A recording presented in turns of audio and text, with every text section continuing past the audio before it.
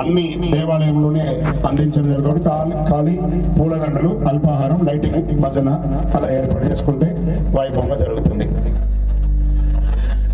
ఈ పూలను దగ్గర పోయినా ఈ యొక్క పడి పూజ ఈరోజు ఈ పడి దాతలకు అందరికి కూడా ఈ వైభవం ఇలా ఉంటుందని ఆ రోజు మీకు తెలిసి ఉండకపోవచ్చు.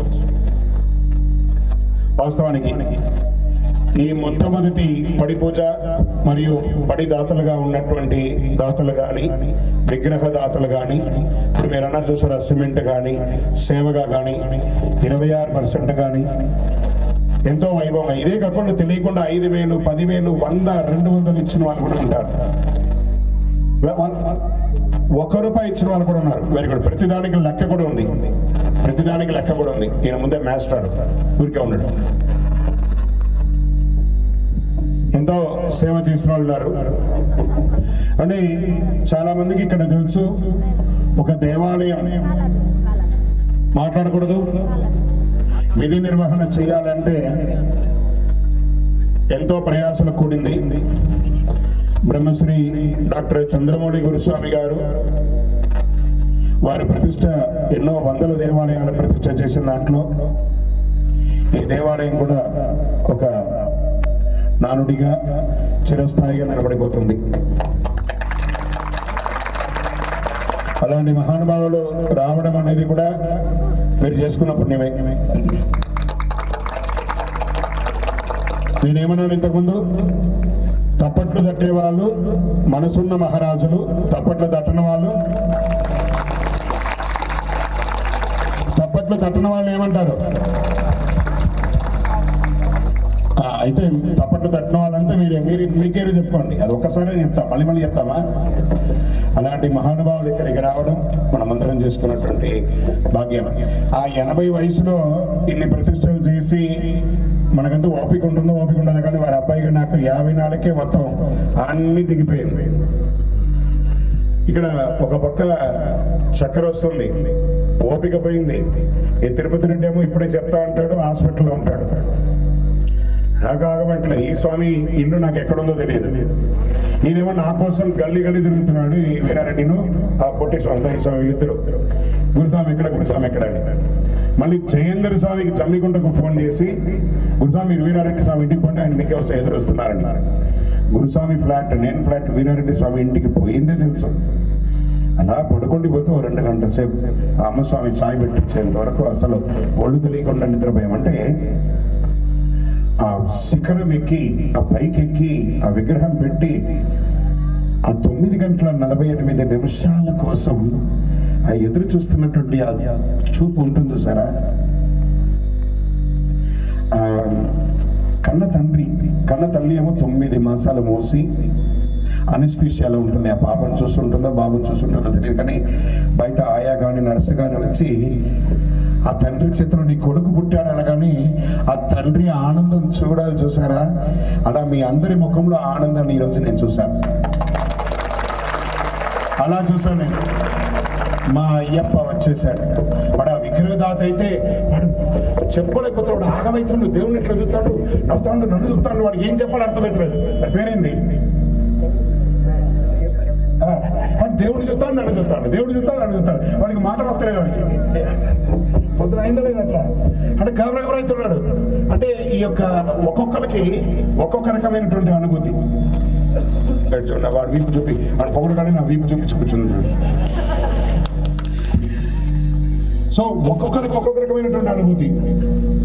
కుంభాభిషేకం ఉంటుందా తెలియట్లేదు, కుంభాభిషేకం జరుగుతుందా తెలియట్లేదు.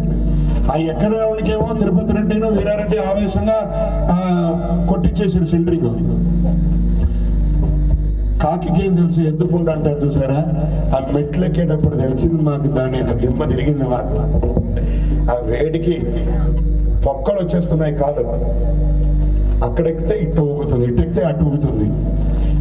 మీకేమో మీ ఒకటే దేవాలయం, మాకు రోజు ఒక దేవాలయం. ఇక్కడ చేస్తే తప్ప చేయకూడితే తప్ప ఒక్కొక్క సివిల్ స్వాములు కానీ అమ్మ స్వాములు కానీ ఎప్పుడురా దేవుడిని చూద్దామా, ఎప్పుడురా దేవుడిని చూద్దామా, ఎప్పుడురా దేవుడిని చూద్దామా, అందరి తాపత్రయం కింద దేవుడిని చూడాలని కోరికే. ఇక్కడ ఏదో భోజనం పెడతారనో మనకు భోజనం లేకుండా కాదు, ఆ దేవుడిని తాకి అభిషేకం చేయాలి, అదొక తృప్తి. అలాంటి అనుభూతిని ఈరోజు సాయంత్రం పడిపోతే ఏం వస్తారులే తిప్పి కొడితే ఈ 20-30 అయ్యప్పలు, ఈ అమ్మ స్వాములు ఏమవుతారు. సీరియల్ వేరే. ఈరోజు మండేనా ట్యూస్డేనా? మండే. ఇంకా ఉందమ్మా, అది ఏదో ఒక సీరియల్ ఉంటుంది కదా, 3 ఏళ్ల క్రితం ప్రారంభమైంది, ఆ కార్తీక దీపం. ఇంకొక 3 ఏళ్ళు ఉంటుంది. ఆ విల్లన్ వచ్చి హీరోయిన్ పొడవడానికి ఒక కత్తి తీసుకొస్తా అంటాడు. ఇంకొక 20 ఎపిసోడ్లు వస్తుంది. అది పొడవడో తెలియదు. అది శుక్రవారం పొడుతాడు, శని ఆదివారం వీళ్ళిద్దరు రాదు. వీడు పొడుతాడా. నేను ఇలాగే ఉంటాననుకున్నా.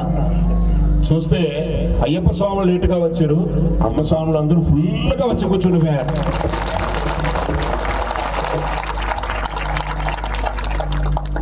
అమ్మ స్వాములారా, ఈ స్వాములందరూ శబరిమలైకి వెళ్తారు, కానీ ఆ మణికంఠుడు ఉన్నాడు చూసారా, యోగ శాస్త్ర, మీకోసమే ఈ కాలువ శ్రీరాంపూర్కి వచ్చేసాడు. మీకోసమే, ఇంకెవరి కోసమే కాదు. మరి నాకు కూడా వచ్చేసింది మరీ చెప్పబట్టి 3 రోజులకి మరీలు వింటాను. ఏం మరో తెలియదు నాకు. ఈ యొక్క కాలువ శ్రీరాంపూర్ పాండవుల గుట్ట యోగ శాస్త్ర స్వామి వారి యొక్క దేవాలయంలో ప్రత్యేకించి అమ్మ స్వాముల కోసమే అయ్యప్ప ఇక్కడికి వచ్చారు. ఒక అమ్మ చంటి పిల్లవాడికి పాలు తాపిస్తుంది. కొంచెం పెద్దవగానే అన్నం తినిపేయడం, టిఫిన్ తినిపేయడం, బట్టలు తొడగడం, మంచిగా స్నానాపకారాలన్నీ చేయించడం, ఇవన్నీ ఒక అమ్మకు మాత్రమే ఇది తెలుసు. అవును కదా? వాస్తవమా కదా అమ్మలారా? మరి అన్నిటికీ తప్పట్లేనా? అమ్మకే తెలుసు. Right, okay, right. మరి ఈ మరీ వచ్చేసింది ఎందుకు నాకు? ఎక్కడ పొద్దున్న నుంచి నేను మరీని అడిగాను, నాకు అలవాటు అయిపోయింది అది. రైట్. అయ్యప్ప స్వామి వారి యొక్క అమ్మలు మీరందరూ ఈ రోజు నుండి 12 ఏళ్ల బాలుడు కదా, శబరిమల నుంచి కాలు శ్రీరాంపూర్కి వచ్చేసారంటే అమ్మలారా, మీ ఇంట్లో మీ బాబు, మీ పాపను, మీ మనవడు ఎలా ఉన్నాడో ఈ రోజు నుండి మీ కొడుకు అయ్యప్ప. మరి ఆ కొడుకుకి కూడా మీ ఇంట్లో పాలు, పెరుగు, చాయ్. నేను విన్నాను గురుస్వామి గారి దగ్గరికి ఎప్పుడైనా మేము ఎక్కడైనా పూజకు వస్తే నేను వచ్చానంటే వాళ్ళ ఇంట్లో ఆయన 1 month ఖర్చు నేను వచ్చిన 2 రోజుల్లో అయిపోతుంది. టిఫిన్లు, భోజనాలు, ఛాయలు ఇవే నడుతూ ఉంటాయి. ఆయన అన్ని పనులు వేసి సాధన ఉంటారు గురుస్వామి. ఒక్క అతిథి వస్తేనే మన ఇంట్లో ఇంత ఉంటే, శబరిమల నుండి అయ్యప్ప ఇక్కడికి వచ్చి ఇంత ఇచ్చారంటే మీరందరూ ఏమన్నా అపరకోటీశ్వర్లా? ఈ దాతలందరూ కూడా ప్రతి ఒక్కరూ రోల్స్ రాయ్ కారు పెట్టుకొని తిరిగేట వల్ల నిత్య జీవితంలో వ్యాపారం చేస్తూ, ఉద్యోగం చేస్తూ, వ్యవసాయం చేస్తూ, అందులో ఇప్పుడు ఉన్నటువంటి ఫైనాన్షియల్ రెసిషన్లో కూడా ఇంత గొప్పగా మీరు దాతృత్వం ఇచ్చారంటే మీకంటే దేవుళ్ళు ఎవరైనా ఉంటారా? ఒక సంవత్సరంలోపు ఆయన అన్నాడు, ఆయన Tirupati Reddy market committee chairman, ఒక ఇల్లు కట్టుకోలేము ఒక సంవత్సరం లోపు.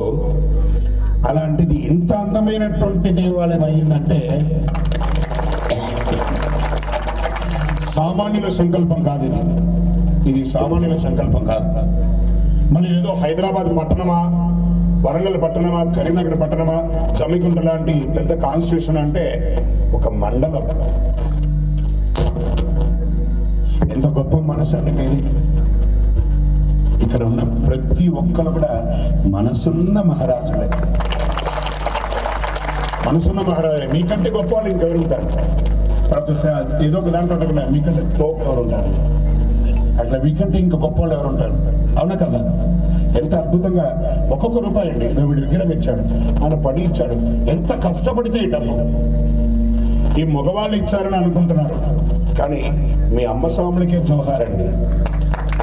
వాళ్ళు సహకరిస్తేనే మీరు ఇంత దూరం తీసుకొచ్చి ఇచ్చారు, అవునా కదా? చాలా గొప్ప విషయం. అలాగే ఒక చిన్న కోరిక,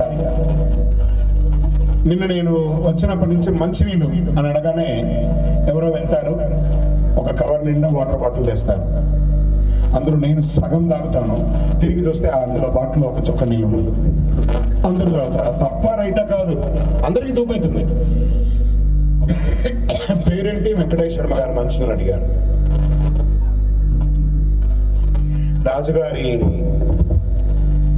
ఇంట్లో పాలు కావాలి, ఊర్లో ఉన్న వాళ్ళందరూ పోయండి అంటే, సాయంత్రం వరకు పోయిండ్రా అంటే అందరూ వరుసలు క్యూ కట్టిరు. అందరూ మళ్ళీ సాయంత్రం డబరా ఓపెన్ చేసుకొస్తే అంతా నీళ్ళే ఉంది. అందరూ ఏమంటున్నారు, నేను ఒక్కటి నీళ్ళు పోస్తే ఏమైతుంది, ఎవరో ఒకరు పాలు పోస్తారు కదని ఏ ఒక్కరు కూడా పాలు పోయకుండా అందరూ నీళ్ళు పోసేనట.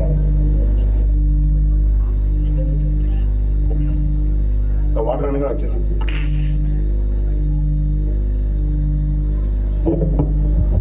అలా స్వామివారి యొక్క దేవాలయంలో ఈ రాత్రి ఎవరు నిద్రపోతారు? స్వామితో పాటు. ఎంత భాగ్యం అది! ఆ పైన మండపంలో ఇంకా తలుపు కాలేదు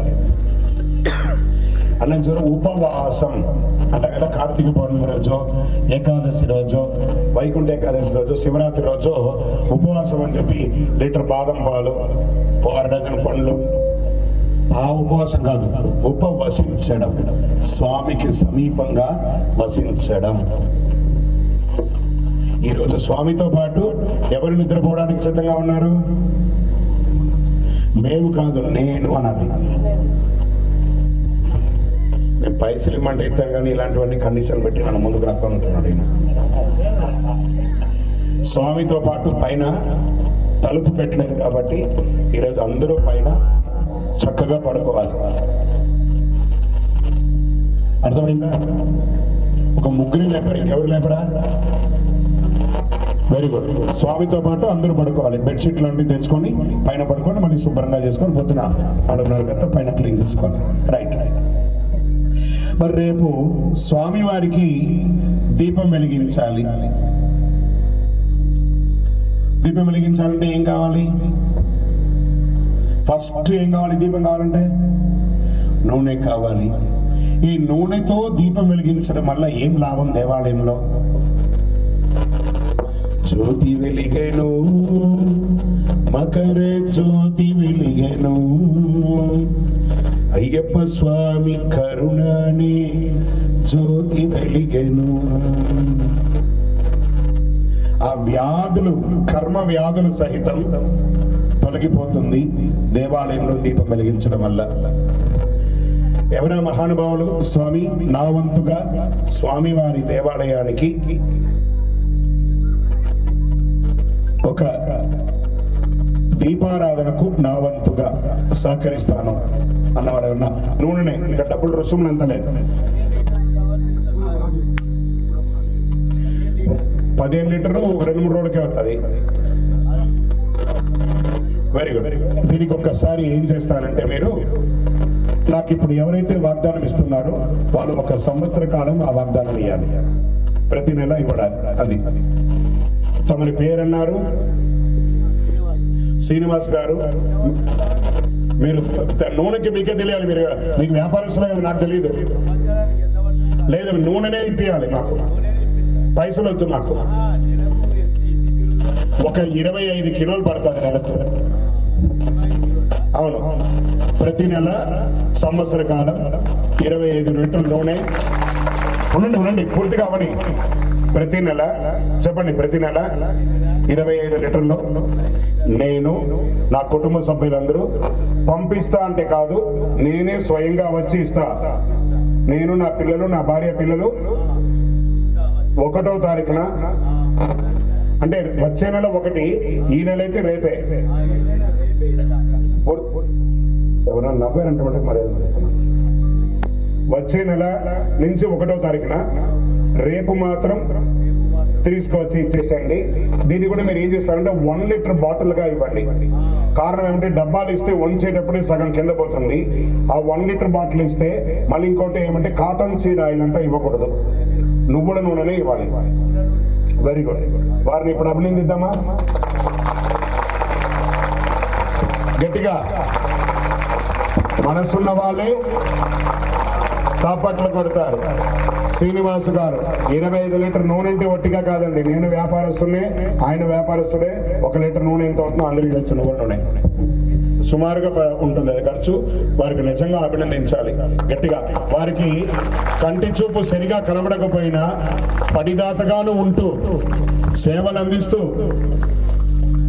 ఎంతో ముందుకు వచ్చినటువంటి వారిని అభినందించాలి. వయసును కూడా సుమారుగా మా నాన్న వయసు ఉంటుందేమో. 2 మెట్లు వెండి కిరీటం కూడా ఇస్తున్నారు. అరే వా! ఇప్పుడు ఇక్కడ గుర్తుకొచ్చిందండి వెండి కిరీటం అంటే మన వీరారెడ్డి స్వామి గారి యొక్క అమ్మాయిను అల్లుడు స్వామి వారికి వెండి శతగోపము మరియు వెండి ఆభరణాన్ని స్వామి లేచి నిలబడలే. స్వామి వాళ్ళ కుటుంబం మీరు వాళ్ళకి ఇవ్వండి. వాళ్ళు అక్కడ ఉంది అమ్మాయి. రామ్మా మీరిద్దరు రండి. ఇలా వెంటనే చూడండి, స్వామి వారికి మొదటి ఆస్తి పెరుగుతూ ఉంది. వెండి చటకోపాన్ని వచ్చి అందియండి. రండి, దారి వెళ్ళమ్మా.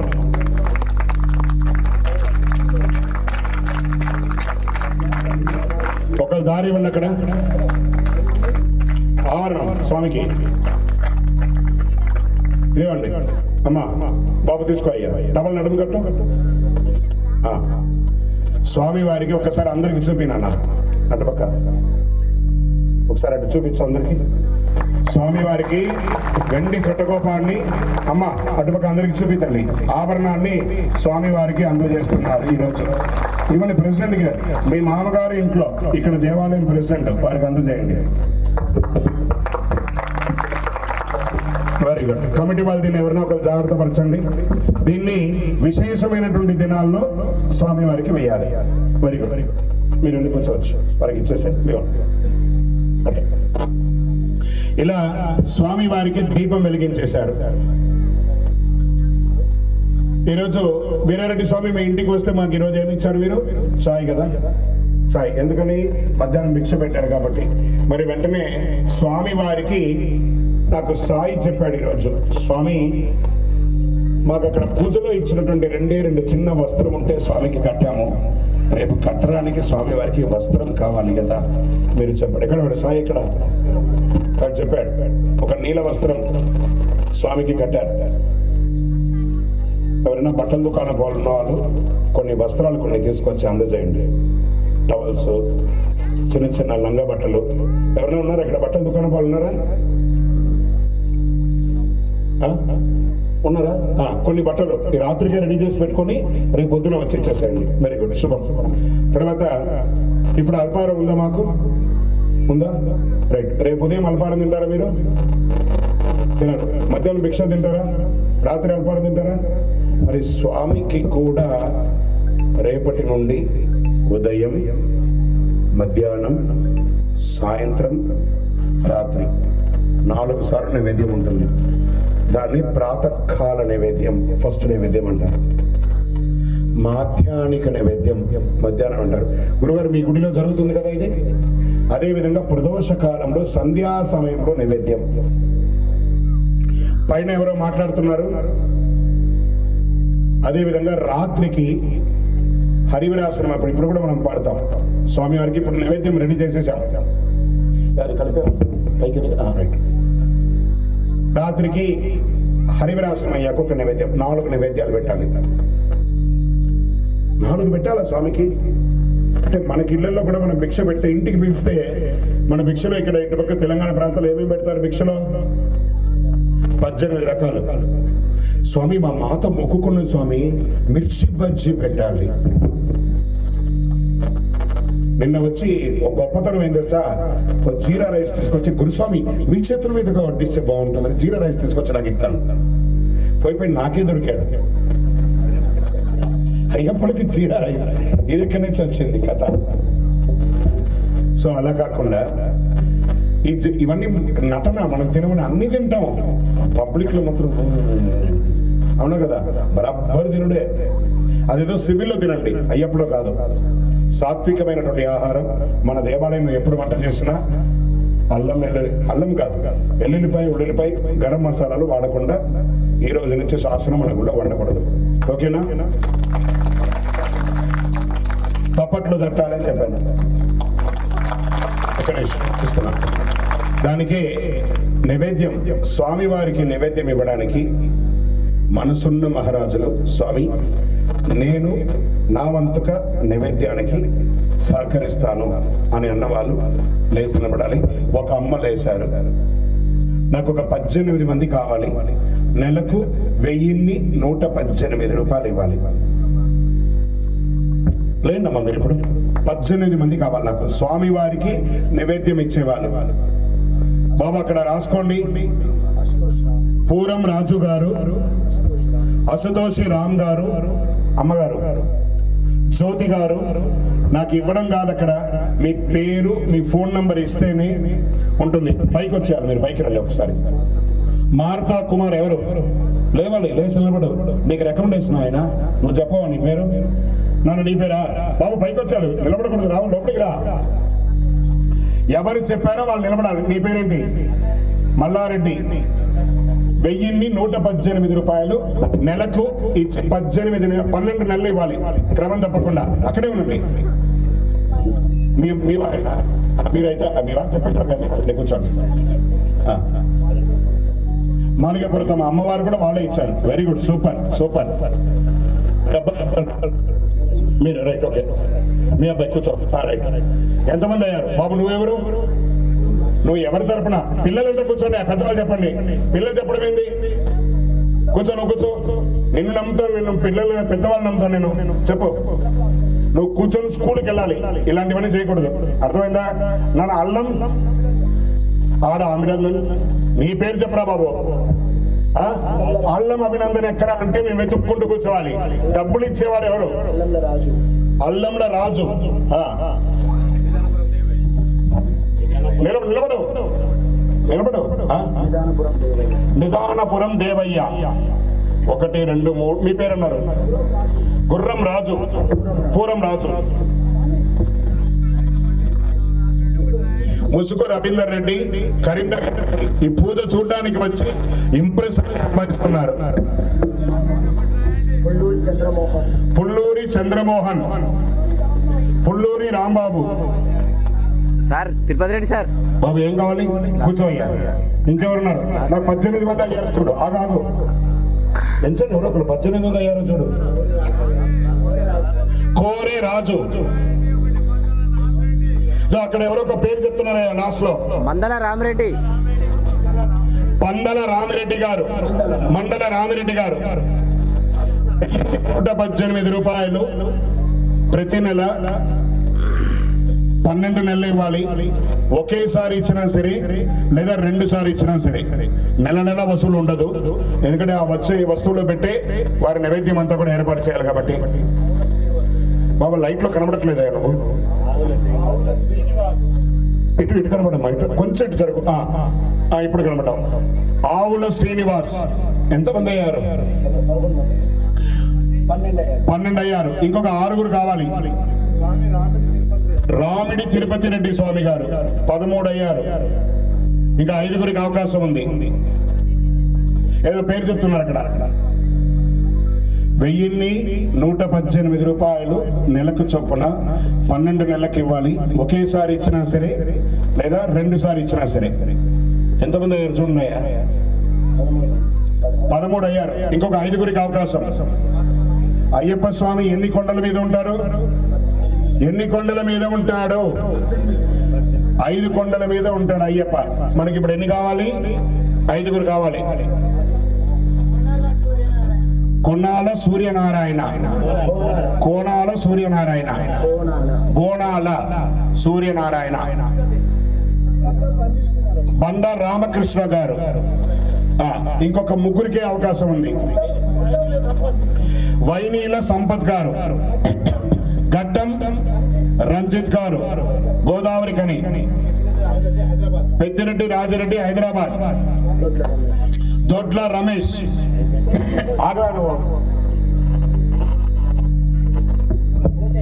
పోచయ్య గారు, అమ్మ పేరు చెప్పు, మెట్టు లక్ష్మి, గుల్పం మునీందర్ గారు, ఏమండి ఎస్వి డెకరేషన్ గారు ముందుకు రావాలండి. ఎవరెవరైతే పేరు చేశారో ముందుకు రావాలి, నా ముందుకు రావాలి ఒక్కసారి. బాబు వీడియోగ్రాఫర్ నువ్వు ఇటు పక్క రావాలి, వాళ్ళందరూ తీయాలి. నువ్వు ఇటు పక్క ఎవరైనా ఉన్నారు అక్కడ? ఎస్వి డెకరేషన్ ఇంకెవరు?